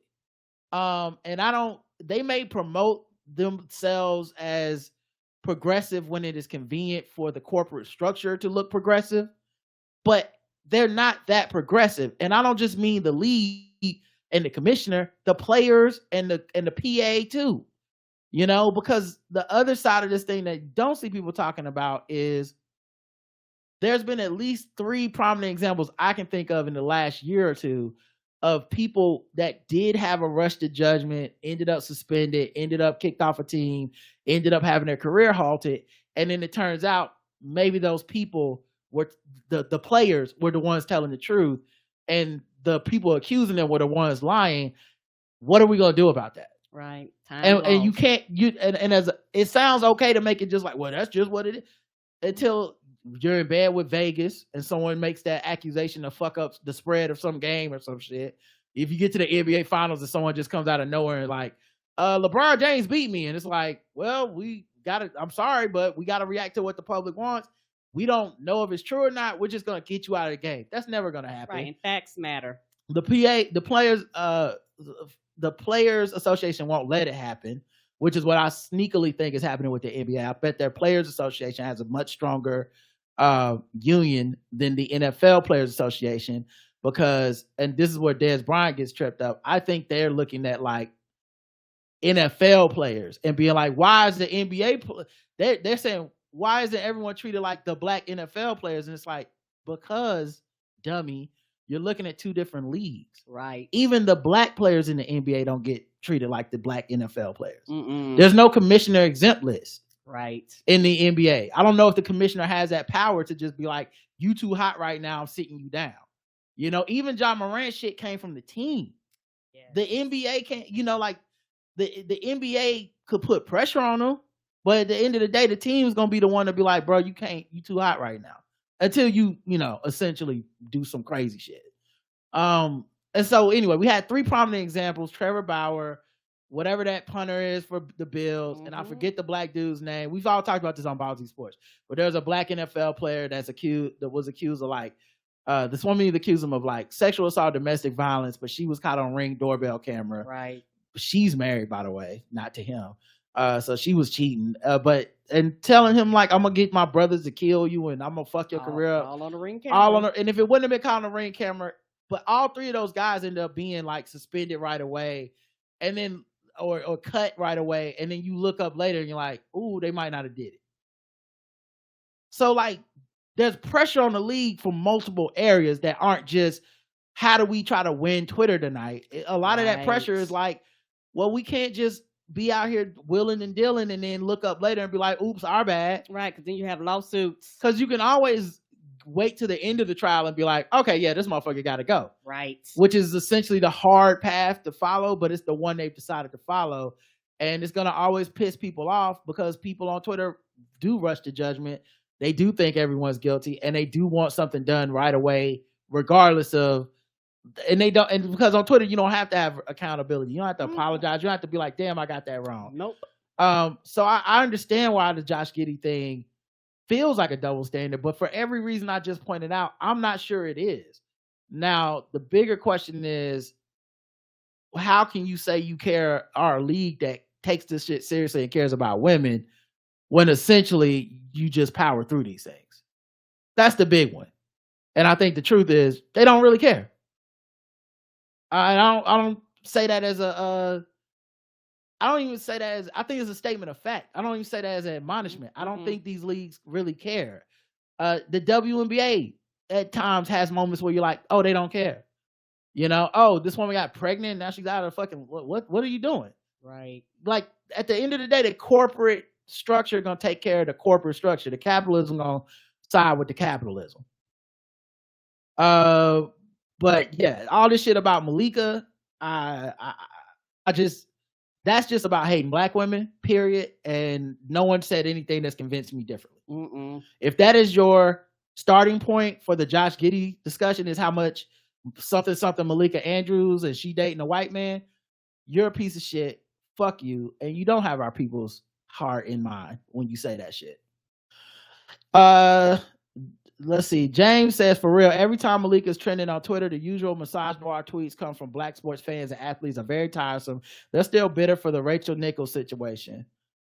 Yeah, it's like, but it's weird though, because like Rachel Nichols, they didn't like her either. And they were glad. They were like, racist bitch. Woman. You know? And I was fair about the Rachel Nichols thing where I'm like, I could see what she was saying in a private conversation. And yeah, it's ugly. But I see how what she was saying wasn't really about race for real, but it don't matter. Don't matter. You got to go. Fifi says 100, Super Mario Galaxy, and Luigi and Lego Star Wars, the saga. So Fifi got that 100% on there. Raphael says, these sporting bros, just like many other men out here, need to chill. This massage bar is ridiculous and too damn high. Go teach crypto to no one and build imaginary schools. Let our women breathe. Adebola says the staticky on your left with the Negroes coming out of the magic portal first is going to drive me to tears every time, blubbering like a baby. Yep. All right. Last episode of the week is episode 2811. Where's the link? We had 6 comments. Bokai says, I'm sure someone probably mentioned it, but I'll say it. I don't think y'all repeated that story about pepper spray and an Uber driver. It happened in San Francisco and Houston. Okay. All right. Yeah. I didn't know if we repeated it or not, but I didn't remember the story. I just tried to cover all our bases because someone in the chat room said they think we repeated it. And, you know, what's one more story, you know? Abia says, update, my new potential friend just texted me. She asked when I'll go to yoga next time. It's on. EVE says, way to go, Abia. I'm rooting. Tommy D says, my mother, who just started using YouTube this year to listen to a singer from Kazakhstan, was talking about the Cheesecake Factory video during Thanksgiving. Fake or not, it got the attention of all. It's hilarious how Rod keeps calling Hoda. I don't even know how you say her last name. Hoda Kadbi. How do you say her last name? Let me look it up. You know, I don't know. I need to look it up. Because I honestly do not know how to say this shit. All right, let's see. Hoda. How to pronounce. How do you say it? Hoda Kotb. Oh, it's Hoda Kotb. Okay. It is the forward ones, you know. Hoda Kotb. Thank you. But it says it's funny how I keep calling her Kathy Lee Hoda. I did. I said it so many times. Might be why we have not seen Kathy. She didn't step down as co-host. Kathy and Hoda merged together as one super day drinking host to chat us into the third hour of Today Every Day. Listen, as far as I'm concerned, morning mimosas. Yeah, that's what I was gonna say. As far as I'm concerned, it might as well be Trish and the Sizzle because they morning mimosas to me. And that's how I look at it. Shout out to American Dad. Abia says, you deserve all the success you have, and I hope your podcast continues to grow and also your wealth. Thank you. EV says, I'm guilty of watching the Squid Game reality shows, and I've been entertained. It's been entertaining because it really brings out the best and worst in people. With some creative editing, the producers made the red light, green light game look like it had only taken 10 minutes, but to learn they played for 7 hours in the freezing cold is wild. I'm not sure if I want $4 million that badly. Plus, to hear about how they lived in those dorms. I know some people were funky as hell. It couldn't be me, but made for good television. Yeah, I saw something where they said they had to use condom lubricant as lip chap, like chapstick, basically. Yeah, because they didn't have chapstick on the hand for them. They did have condoms, I guess, because they expect people to have sex. I don't know. There's a TikTok video of one of the Young Thug's lawyer going on a rant about bleach filler arc in defense of her client. That's right, an anime arc, and not even a canon arc in a court of law. When all said and done, Young Thug is not only going to jail, these niggas is going under the jail. Yeah, you know what? I don't know. I don't know if they're going to jail or not. I'm waiting to see if this works. If this somehow works, everyone's gonna use these people for lawyers. Because I keep seeing these clips go viral on Twitter, and I'm like, how the fuck? What? And then we'll see what the verdict says. We'll see. You know, can you fool people by bringing up bleach? Let's see. Comments on YouTube. Alicia says, I'll be reading these first date lists like, am I a basic bitch? Not right. You're like, is something wrong with me? Maybe that's why I've been single for so long. I don't know. Karen been married forever, and we go to all those places. So. We everything on the list. Kyrie says, happy to super boost the Montgomery Sweet Tea episode. I listened to it no less than 3 times since release day. It is a mega mood booster for a bad day. Well, thank you. Glad we were able to bring some joy to you. The poll. Young Thug's lawyer. Good job or bad job? 60% say good job. 40% say bad job. If you get free, great job. And on Spotify, it's even higher. 72% say he's doing a good job. 27% say bad job. So, hey. Then the people with the money. Hey, look, what do I know? I'm not a lawyer. I have no idea. And then the Q&A was truly humbled under God out here pushing positivity. James says, yeah, there's a difference between thug and THUG. I'm just saying. That is true. He didn't spell it with the acronym. That's, You may have found a hole in the case, sir. Are you on the defense? You should call the defense team. They might need some help. Joy says, y'all are my top podcast. Yeah. Kitchen says, yes, why not? This nigga spitting says, oh, son of strong. Fifi says, my top 2 now to get you some money. Trish Chacon says 2 years in a row on my rap #1 podcast. Thank you. Shout out to Wrapped, Spotify, letting the people know. We have voicemails. Okay, we need to get to those, but let me play a beat first.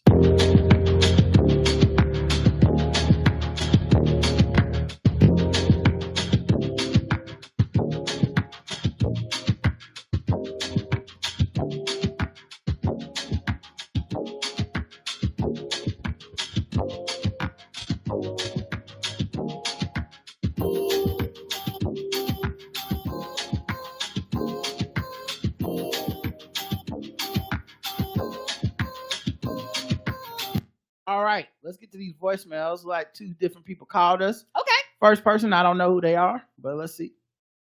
They've left voicemails in the past. Though. Hi, this is a long-time listener of your show. My name's Tori. I think I only called in about one other time before, but I just wanted to hop on here. You guys are doing banter for, I guess this was a couple of days ago. Today is November 28th. I think this is from an episode from 2 days ago. But anyway, so Karen, you're talking about cozy games. I just wanted to get on here and say I have been living my best cozy game life. I have been all about the cozy games this season. My birthday was like 2 weeks ago, and for my birthday, I kicked my kids off of my Nintendo Switch, and they couldn't have it the whole weekend, and I bought myself Fae Farm. Fae Farm is one of the best cozy games. It is. It's a bit sandboxy like Animal Crossing, but it also has like a story quest to it, and it's kind of fast-paced. So it's like there are flaws with the game for sure, but it's like really, really cute, and the music is great, and it's just, I love Fae Farm. It's such a good game. So I just wanted to hop on here and say that if you were still, because you mentioned about all the cozy games you're playing, and I just wanted to, I'm trying to get a whole list going. So after this, I already beat the game. It's only like, you can beat it in a weekend if you literally play the whole weekend. And so, and then of course there's other stuff to it. So I'm doing that. I'm doing Animal Crossing, and I'm trying to find some other things. So I'm either going to get like Goose, the Goose game, or when you mentioned about Coral Island, I'm like, let me go ahead and try this, because I'm just looking for nice, relaxing things to play. But I just had to hop on here and say, Fae Farm, if you haven't played it already, you should get it. It's like worth it. I think it's only $30 at it's a Switch game, so it's normally $60, but I think it's only $30 at Target. But anyway, hope you guys had a great holiday, and yeah, that's it. Take care. Aw. Yay! I am so glad that I know I'm not, but it's good to hear that there are other people that are really into cozy games, because how can I say this, the gaming industry and the way people view cozy games is a little different, because everybody thinks those games are quote unquote not gaming in some people's minds. If you ain't out here motherfucking shooting people in the face, or grappling hooks, you ain't really playing video games. But that's not so, because there have been cozy games, particularly with one of my favorite games, Stardew Valley. I spent thousands of hours playing that. I beat it, turn around, and I just restart my farm and shit like that. So the amount of time that people invest in these other games, I invest in cozy gaming. Like, I am big time cozy gamers. Like, cozy games is my jam, because for me, particularly during the pandemic, when everybody was shutting house for the outside open, it was my escape away from reality, because when I play video games, I like to play as a quote unquote escape. And so, yeah, Fae Farm, I bought Fae Farm when it first hit, so I paid full price, and I don't mind, because Fae Farm is worth every single dime if you like cozy gaming. It is really, really fun. Also, like she said, Coral Island and the Goose game is good. Also, Bear, since you have a Nintendo Switch, baby, Bear and Breakfast is actually really good. You're basically a bear, and you have like you have like these hotels that you make, and you might do like a breakfast thing. And so it's actually really, really fun. So I'm glad I'm not the only one that actually enjoys cozy games. Yeah, I like Farm Together. That's another good one. That's a good one too. But yeah, check out the cozy games. Don't sleep. We got a couple voicemails from Kiana. Hey, Rod. Hey, Karen. It's Kiana. Once again, I'm going to try to make it super quick. The conversations that y'all have been having about Cassie and the lawsuits against City has been so good. One of the things that came up for me when y'all were talking about Slim Thug and his statement of, like, if something happened and you should have let them people know that, nigga, y'all don't even like the police. Y'all don't even trust the police. But when it comes to allegations being made against Black men that y'all admire or who are powerful or famous or whatever, now it's all of a sudden, well, you should have went to the police. But do we fuck with the cops or do we not fuck with the cops? Number one. Number two, and I shared this on the survey, ever since I heard somebody say that his beard looks like a decayed wisdom tooth, I already didn't take him seriously, but I've been less able to take him seriously. But the third thing I wanted to bring up is another lawsuit has come up against him. I don't know if y'all covered it, but a woman named Joy Dickerson Neal said that back in 91, he raped her. And as a part of like her statement for the court, she said that Devontae from Jodeci saw a video of the rape, because Diddy has a tendency to record this stuff and he shows people. And so allegedly Devontae saw it, but he was too scared to go to the police because of like Diddy's fame and notoriety. So he didn't do anything about it. And so my whole thing for like men who act so obtuse when this comes up is, if men know men who are sexually assaulting people and are scared to escalate it because of this person's fame, power, wealth, reach, whatever, why do we also act like victims can't be scared and that's why they don't speak up? Like, people prove every day that they are unsafe for people who are victims of sexual assault to go to, because all of a sudden we have no critical thinking skills whatsoever when it comes to people being too afraid to take action or literally just doing what they can to survive. So anyway, love y'all. Have a great day. And I'm sure she got cut off. But before I play the next one, it's Kiana again. Oh, wait, okay. Before I play the next one, co-sign everything you said. I brought that point up many times about sexual assault and the police and how, you know, in a lot of ways, like Joe Budden taking down his podcast segment about Diddy, people go, "Oh, he's scared, but I understand." Blah blah blah. But then they don't understand why somebody could be victimized by Diddy and be like, "I also need to take my shit down." So yeah, I think great point. But back to your next voicemail. So I'm still listening to the episode where y'all was talking about Slim Thug and Diddy and Luke. And I don't know, you might actually bring this up a little bit later, but the reason Luke came up into the conversation is because an old Vlad TV interview of Aaron Hall came up, where Aaron Hall is basically talking about how he was having sex with Gloria Velez when she was underage. And in the video of Aaron Hall in the interview, anyway, he says, yeah, and Luke is going to want to take credit for introducing her to me. And so now people are looking at this video of Luke being like, oh, so you were facilitating child rape? Like, at least that's listed on TikTok. And so that's how Luke sort of came up in this conversation. And now he's trying to cover his bases to be like, no, I never worked with nobody underage, which, I mean, if you worked with her, there's proof that you worked with her, and there's, like, if she was underage, she was underage. But yeah, like, that's how Luke came up in the conversation. So that's it. All right, love y'all. Bye. Oh, okay. Well, thank you. Because I didn't know that. But that makes all the sense in the world as well. That's what happened. So, and yeah, Luke sound like, you know, his whole thing is, I got my receipts. I'm ready for this. What, you know, please bring it. Whatever. We'll see if he really means that, because I think, you know, people like Gloria Velez, I mean, there's a reason that she's, you know, who she is, like, in the industry. Like, people know her name. She's not a nobody.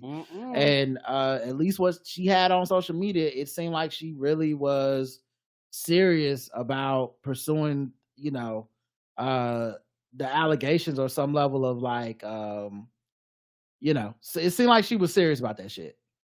So I don't know how he figures he can get out of that if that's true. So I don't know. We'll see. All right, we got some emails. Miss Stacy says, hi Rod. Yes, mudda skunt is considered an obscenity, but I bust out laughing because it was so unexpected and your accent was killing me. For the Caribbean listeners, I hope you see me downloading in the U.S. Virgin Islands. Peace, love, and light to you and Karen. Miss J. Thank you. Thank you. And listen, thank you for downloading. Okay. We need every bit we can get. And we do. I think I might have posted the charts on, like, one of our social medias, but we are actually big in Trinidad and Tobago. Like, it's not a joke. Trinidad and Tobago. Yeah, we really doing it over there. The next one is from Jada, who says, hello, Rod and Karen.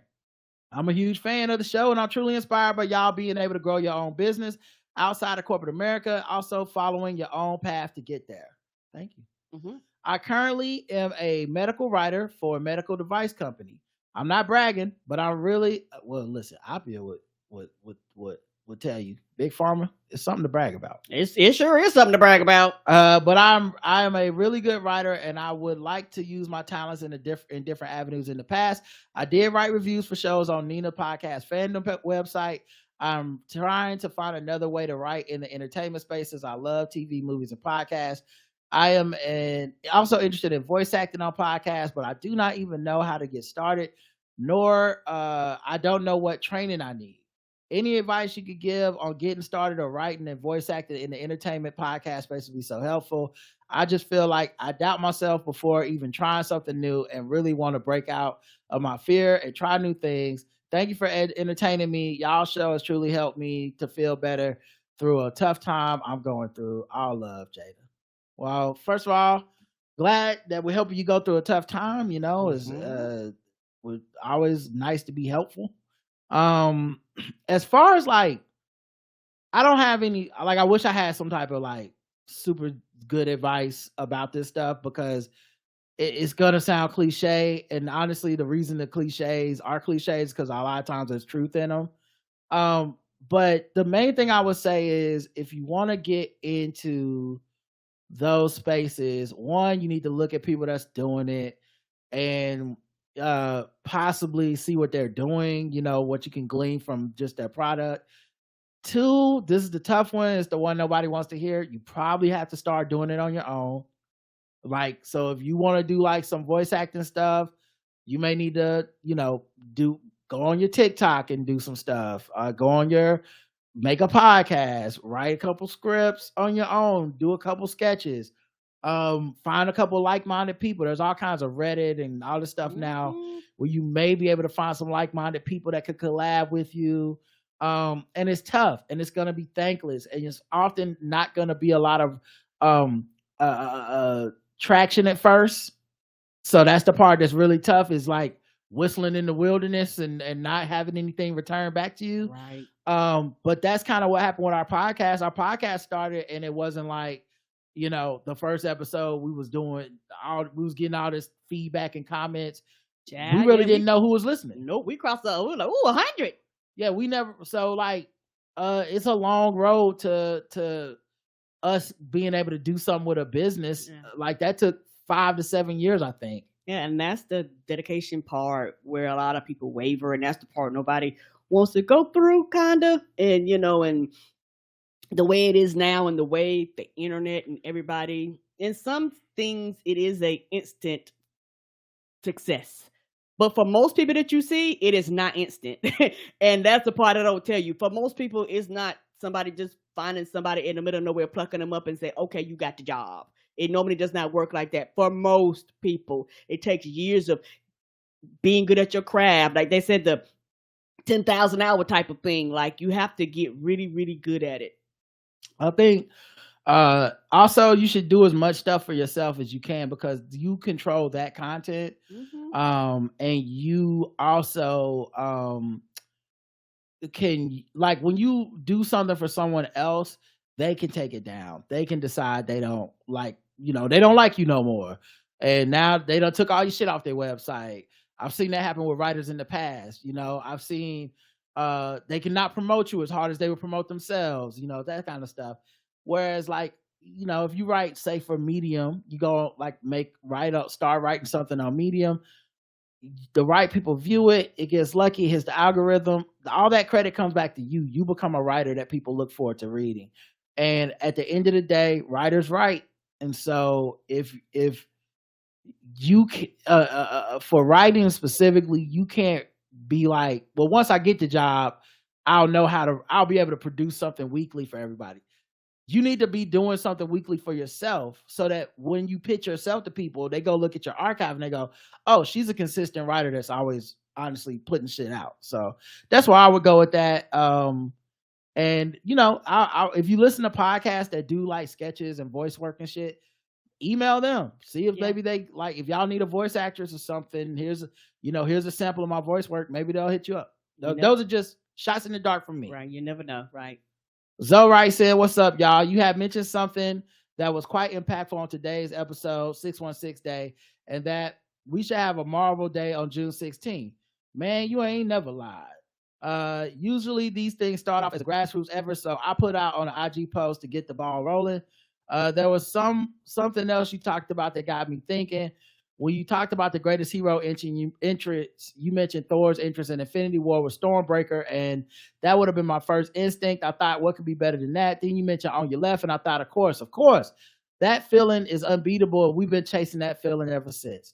I think that's it, because of this scene that many people feel that Marvel hasn't been hitting like it used to. I think people need to understand that feeling can't come from every film, and you have to build up to that. In fact, it's hard to recapture that emotion on subsequent viewings at home. Well, also, once you've seen it before you've seen it, you can't unsee it. So they'll never probably have another moment that can feel up to that, because the next time you'll be expecting On Your Left cap. It's what it is. It's not a feeling that can be replicated. You have to move to new things. I feel like it's better to watch a clip of the audience in the theater reacting to that scene for the first time. It's magical. It's fun. I've done that before for certain scenes. How people would like record it like in the theater and you could feel their energy. It's like watching as a little girl finds out that Darth Vader was Luke's father. It's like watching three teenagers react to Phil Collins in the Air Tonight when the beat drops halfway through the song. It's basically a Super Bowl winning touchdown. Marvel did that. Make mine Marvel. I also shouted you out on Instagram because coincidentally, I just found out that your appearance on Backlook Cinema was the #1 episode on Spotify. Yes, we were on Backlook Cinema. We told y'all about it on the podcast like a week or so ago. We talked about Alien Resurrections. It was fun. It was fun. So I guess I was sweating it for nothing, or maybe I gave it just the right amount of sweat. When the two of you are on the show, you truly elevated. Thanks again. Also, thanks for your thoughts on the Marvels on For Our Nerds. As usual, we have very similar thoughts on that movie. See you later, Zoe. Thanks, Zoe. Thank you. Don't forget to check out Backlook Cinema. Good podcast. Mm-hmm. Celeste writes in, hi, Rod and Karen. I haven't written in for a while because life has been lifing. But as always, I've been enjoying your thoughtful and informed takes on current media. I love doing it for the Graham segment. It's always so fun and funny. A few things on some episodes in the past few weeks. Not to pile on the Julie situation. You, Karen, and most of the listeners have hit most of the points, but I wanted to relate it to angry, sad, and lonely discussion. I think that is what she was projecting on you both, and possibly that is why she heard what she heard. The impact of the pandemic, even as COVID is still infecting folks and causing short-term harm, disruption and health concerns, and possible long-term ones, is so layered. Living through traumatic events, large and small, that does not have a seeming endpoint and or no time to process does lifelong harm to humans, period. It impacts how we think, process, and move through the world. It's not a character flaw to acknowledge that the last 3 to almost 4 years have been life-altering. Right. You can't positive or negative think your way out of it. You can't wish or pray it away. The fact that we went through and are going through challenging times as a collective happened and is happening and is real. Mm-hmm. Now we will all process that differently through the lenses of the glasses we look out at the world through: our race, gender identity, sexual orientation, lived experience, family of origin and choice, region of the world we live in, etc. But social media perpetuates and amplifies the lie that there is only one way to do this thing, and that's where the competing flying monkeys try to swoop in to externalize and project the discomfort on the others. Yes. That certainty can seem to sometimes calm our anxieties and uplift our depression. Being angry and having a focus can be a rallying point for many when the alternative is feeling like our feelings, getting support, and living out in the moment. Oh, yeah, it's feeling our feelings, getting support, and living in the moment. And like Karen said, none of us are above getting caught up. I know there were some that I looked to online and saw what I wanted to see in my own uncertain moments. And when I was able to be grounded with real folks who know me in real life, I look back like, what the hell was I thinking, looking to them for insight? Yup. It's big. I agree. I was there too. And like I said, nobody's immune, and anybody can get swept up into it because it's designed that way, and nobody is above, quote unquote, getting tricked, because everybody want to claim they're above getting tricked. But somebody somewhere, we all, underneath the sound of my voice, at one period of time have got tricked by somebody. And it's one of those things where that's something that impacts people and they feel stupid and all that shit, versus saying this is a problem and let's stop the people that are tricking. It's easier, same thing, blame the victims of the who have been tricked and be like, you're the problem. Yeah, and like I was listening to this interview that man, I can't remember her fucking name, but this woman did who is an actress on The Back Room with Andy Ostroy. It was Juliana Margulies who was being interviewed, and it's gone viral, this podcast interview where she's Jewish and she's talking about Israel versus Hamas, and then she gets into some really harsh territory about race and gender and like being upset with Black and brown people, Black Lives Matter, being upset with the LGBTQ community, being upset with Americans. And, you can tell from what she's saying that she's seen some stuff that I haven't. And Right. It's easy to say people are making shit up, but I know for a fact that we just don't all have the same experience online. Mm-mm. And these algorithms are not just based off of you liking or disliking something. It's only based off of you interacting or stopping scrolling. Yes. And so the algorithms are smart.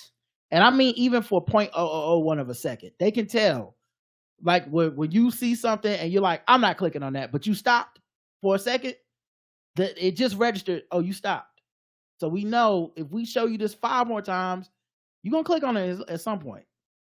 And so there's this big disconnect, I think, that's happening where there are Jewish people who have been obviously terrorism is going to terrorize you. That's what terrorism does. So I don't think there's any way to understate what happened to Jewish people in Israel on October 7th.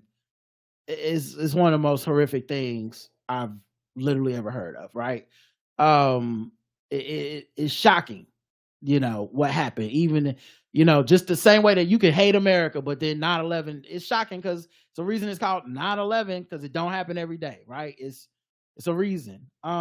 Anyway, so I'm listening to her and I get the clips that going viral and how offensive it is, and I'm not trying to defend and debate the offense of those clips. I did find them to be dismissive and offensive. And I know it's because she was mad that she was trying to make these points. But what I listened to it and I realized, and I've other podcasts I've listened to where people are like, where Jewish people are very angry and feeling betrayed. And I'm listening to it and I'm realizing a couple things. But the main thing I'll point out on this episode is the stuff they're seeing is the kind of stuff that makes people angry and incensed. And it's the stuff that they're seeing on their algorithm I'm not seeing. Correct. So because it's personalized. I personally have not seen or stopped or investigated or clicked on anything where somebody said like, I support Hamas. I haven't. From my understanding, Hamas, while being partially a government system to certain people, is also responsible for some terrorist shit, some war shit. They also have some rhetoric that I don't agree with. And just because people, like, I'm not going to be tricked into agreeing with the shit. It's like, that shit is foul. It's eradicate. I can't be like, well, it's okay to eradicate them people. It's fucked up, right? But I haven't seen people agreeing with it on my timeline. Whatever those things that are being shared, they just ain't making it to where I'm at.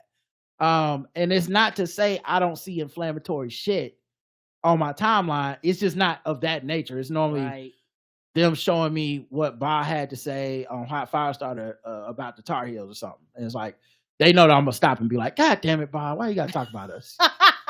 But I just don't engage, but they show it to me every morning because they know I stop and see it every morning, right? So, but if it was Israel versus Palestine that I was stopping on every morning, it would show me that, right? So the side of the algorithm that I see is never I don't see people committing hate crimes against Jewish people, even though I read articles and know that it is happening. There's anti-Semitic violence that is happening in America and stuff. It's not made up. Just because it's not convenient to the narrative of, Israel versus Palestine on the timeline doesn't mean it's not happening. Right. And so, but if imagine you wake up every day and you see violence against your own people, then you see people saying the more extreme, like, I agree with Hamas. That Black Lives Matter Palestine thing I did see. That was terrible. Where they show the paratrooper and they're making like light of it and jokes. This is why I say you cannot be fooled by liberal people when they talk about restorative justice and recidivism and all that. They can't fool me. They are just as unforgiving and harsh and all those other things that you try to throw at just, oh no, only one side of the internet is like that. No, it can be like that on either extreme. Yes, it can. Because to me, that's not a thing to make light of. And they literally put that up within hours of that attack before we knew anything. And that same Black Lives Matter organization of Chicago, which, I understand Black Lives Matter is not a monolith, it's a leaderful movement or whatever the fuck you want to call it. Point being, the logo is on the fucking document. It's from the account. The people seeing that shared, I'm sure it's bothering them. If I'm Jewish and you share that, I'm like, Why is that okay to share? That's fucked up. You know, this is saying we were just saying Kyrie and Kanye were wrong for this shit. Why is an organization with Black Lives Matter on it sharing this shit? And then if you want to say, well, you know, I support Black Lives Matter, that's fine for me. Black Lives Matter later goes on to say for the reason you should go to the Palestinian rally, which was like the Free Palestine rally, like a few days later. That specific chapter says because it's gonna be some fine Palestinian men out there. That's not about the cause, right? That's not about the cause. That's not about justice. That's just social media aggregation. If anything, it should be insulting to the cause. Yes. My point being, if people see that, they react, especially if they go off the handle right away and get mad without any research. They sound like Juliana Margulies. You sound like that because you're so mad. You're like, fuck this and fuck these people and fuck that. And especially when we was on their side for this shit and look what they doing to us. Well, we didn't see the first part. We didn't participate in that. Many of us don't agree with that first part. If we would have seen it, we would have been like, yeah, that's out of pocket. Mm-hmm. You know what I'm saying? And so it becomes conflated. When she was listening, she was so angry. When I was listening to her, she was so angry. She was conflating multiple things.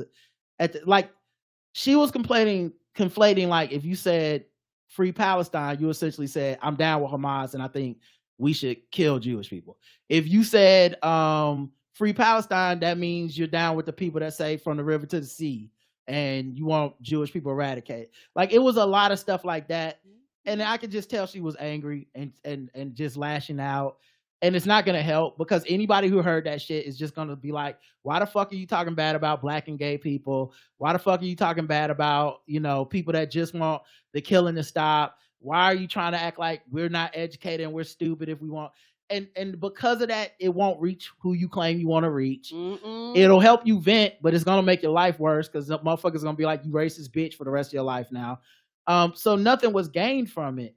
But that, to me, goes back to what you're saying about the internet and how we get swooped up and how everything just turns into content. Because at the end of the day, what I think that woman was truly trying to get at, but I don't even know that she understood it. I don't know that anyone involved in that everyday battle online of anything can truly understand it. I feel like what people are really rallying against is that everything has become content and that a very real struggle between like where people are literally dying every fucking day, for a lot of people it's just a hashtag, it's resharing the tweet, it's a picture, it's like, it's not like, to them it's, they don't care about the minutia and the complications of it. It's how do I make sure I get my moment of just, I chimed in on it. And what I thought was so ironic is one of the things she said was, I mean, when George Floyd got killed, I put a black square up on Instagram. And I wanted to be like, oh, you don't see.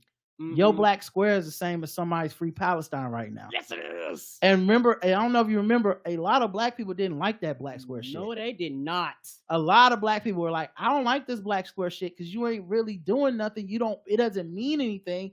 You don't know the complication. You don't really fucking care. You just check mark, I was here and you're out. Well, for a lot of people, that's what this shit is for them. Is you're right. When, like, what you're incensed about is that they don't care. You're like, you don't really care because the things you're saying aren't real solutions or have any real depth or history that truly can help navigate this conflict. Like, what you're saying is just, it's like you look in the back seat and your kids are hitting, and you go, stop hitting each other, and then you turn around and keep driving, and it's like, well, you don't like the kids are like, well, she hit me first and he said this and da-da-da. And you're like, I said stop hitting each other. I did my part. You know, that's how people, I think that's what she's really reacting to. Mm-hmm. But, you know, reacting in possibly the worst possible way to react because no one's going to hear what you're saying. No, they're not. But yeah, I think that's everything now. Moving on. Thanks for the Walking Dead recap. I really appreciated it. I'm looking forward to Rick and Michonne mini spinoff. I hope you both and your families have a good holiday. Thank you. Thank you. We did. Last one's from John. Good morning, Ron and Karen. I have only seen one Marvel film, Black Panther, because, well, I kind of just lost interest in superhero stuff a long time ago, but that's just me. At times, I've been like, wow, another Marvel movie, but it's never really bothered me in any way. I'm glad people love them. I really enjoy hearing about all the cool shit that Marvel has done with increasing diversity and representation in stories that those films tell. It's just not a big deal. I watch stuff I like that other people watch what they like, no big deal. So I really enjoy your long discussion about the silly fatigue and ridiculous arguments of the haters. I agree with pretty much everything y'all said. I just wanted to add that when it comes to 2023 being such a down year for box office films, there's another angle that makes Barbie's success all the more impressive. Fashion bloggers, podcasters Tom and Lorenzo noted that the writer's strike happened before Barbie was even released, and that the film really only got a couple weeks of pre-release promotion events before the strike really went into effect. That meant no red carpet events, which for a film like Barbie was likely a huge part, maybe the main part of the promotional campaign, especially since one of the big things about Barbie, the toy, was all the crazy outfits. As Tom and Lorenzo joke, Margot Robbie alone undoubtedly had dozens of Barbie-inspired dresses and outfits, custom made by the world's biggest fashion designers, and never got a chance to be shown on the red carpet. So the fact that Barbie made $1.7 billion is crazy. As much as Barbie content was all over social media, it would have been exponentially more so if Barbie cast had been strutting their fineness for pictures at major fashion and red carpet events. Anyways, just thought that was an interesting aspect to the strike's effect on promotion and the box office to add to the equation. Yeah, and maybe I'm being confused, but I still remember like some promotion for it. Very little, and then the strike happened. But well, what I was gonna say is, because I'm looking at Issa Rae in her Barbie looks, because that's the reason I remember is because Issa Rae is so fine, and every time she posts like something, I'm like, oh, I gotta check this out. And so I do remember her rocking like pink and stuff places. I just don't remember like where it was to. And what I was gonna say is, I wonder if they were rocking stuff knowing the strike was coming, and they just started rocking the shit, taking their pictures and stuff kind of before the red carpet stuff, so that even as there was no red carpet, we would still have the Barbie photo shoots and stuff to share. Because I definitely saw these pictures before the strike. Right. Yeah, like I'm looking at pictures now, not to get too lost in the Issa Rae, but I'm looking at pictures. I googled like Issa Rae Barbie dress, and there's several looks. So I don't. Yeah, so it was a London premiere that Issa took some pictures at. Like, so they had promotion for it, and that's also a big part of it. It was one of the few movies that still was able to have some promotion, because after writers and actors went on strike, nothing was happening. Your actors couldn't even do red carpets. On a completely unrelated note, I don't know if I'll share my dad's porn collection on social media after he passes, but I'm also not ruling it out. He used to have lots of magazines, but I imagine he's moved on to internet bookmarks since he's actually pretty tech savvy for an 80-year-old. But you know whose porn collection we are definitely going to see after he dies? Brian McKnight's. Those kids are going to be spilling so much mess. Man, listen, it depends on which kids, because he probably wrote them other kids out as well. You know he did. So the new kids might not do him like that, since he claimed them. More importantly, though, I wanted to ask, who gets the Gender War Artist of the Year for 2023? The nominees are Will and Jada, Kiki and Darius, Megan and Tori, Taylor and Travis, or Johnny and Amber. Johnny and Amber feels like last year. Cheers and stay safe. Honestly, none of them get it. Right now, it's Cheesecake Factory woman. I got to give her credit.